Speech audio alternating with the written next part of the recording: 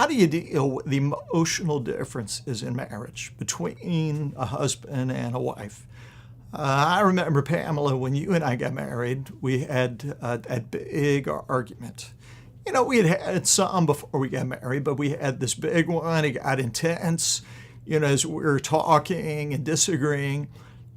I hit a point where I said, oh my gosh, if we keep talking like this, we're going to end up getting a divorce. And you said, are you kidding me? This is just getting good. This is just warming up. And it was then that we began to realize that we sort of came from two different experiences when it came to emotions and dealing with them in disagreement. For you, it felt like the emotions of the challenge, that you were like equipped for it in a way that I was not.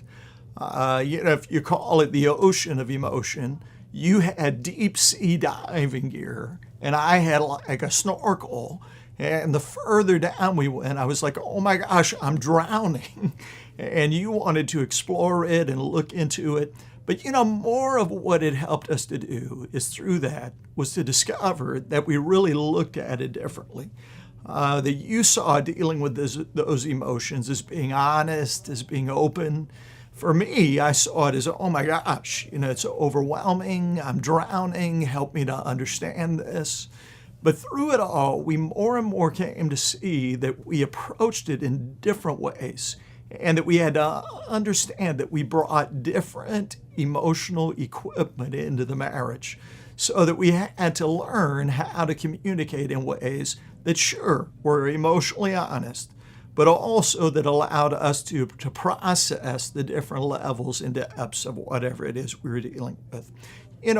We talk about this in the book, The Will of a Man and the Way of a Woman.